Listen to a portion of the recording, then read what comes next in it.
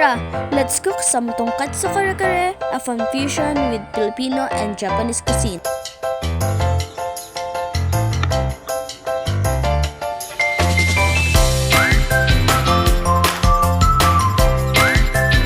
Una, i-prepare ang ingredients. Siyempre, tadtadin ang muangba at ang onion.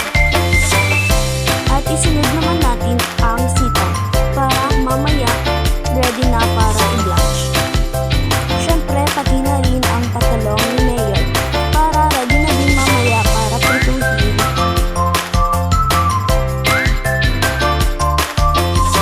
At isunod naman natin ang pechay para mamaya ay kasama na sa pag-blanch ng sitaw. At ilagay na ang oil. Painitin ito sa ilalim ng pagbubo.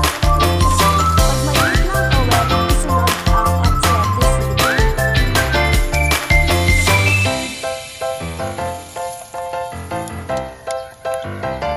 At isunod na natin ang wangba. Tapos ang onion. Kapag lumabas na ang aroma ng onion and wangba, isunod na ang peanut butter.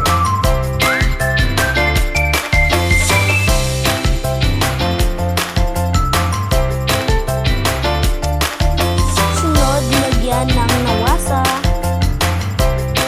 At halu-haluin ito at antayin kumibot-kibot at lumapot. Tapos isunod ang pork cubes, antayin at all done, tapos na ang iyong kare-kare sauce. At isunod naman natin i-blanch ang pechay at ang sitaw. Siyempre, wag natin kalimutan prituhin ang patalong ni Marme. Siyempre, pag golden brown na ito, pwede nitong i-ahon sa kahirapan. Sunod, i-prepare natin ang egg na pang-coat natin sa karne.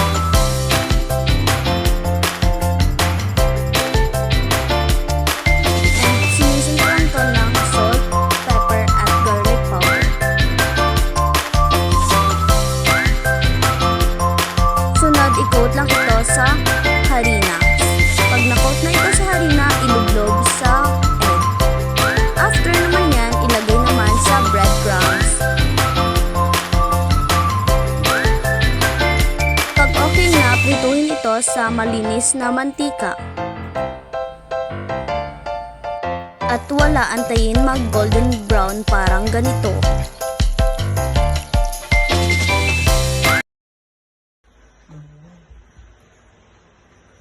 Titignan natin ang lasa nito.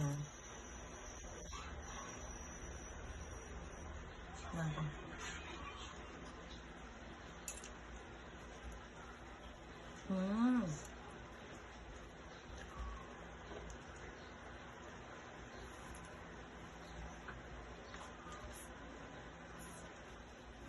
Wala lang. Pag mo yung pagdikit lang, tidak ko lang ito.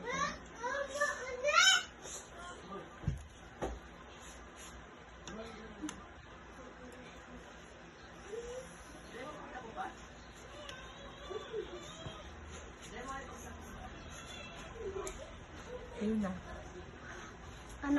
Recommendation or suggestion? Sakto lang ang lasa niya.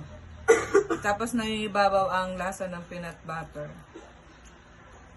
sa tonkatsu. Sakto lang. Masarap. Masarap siya. Rate it ate 1 to 10. Kung 1 to 10, 9.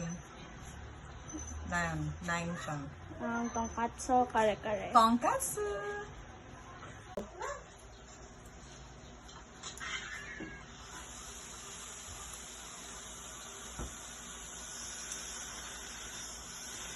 Yes. 10/10. Masiram siya. Medyo lang. Matagas ang karne. Nasobrahan sa crispy. And then, yes, masiram siya. Iya lang.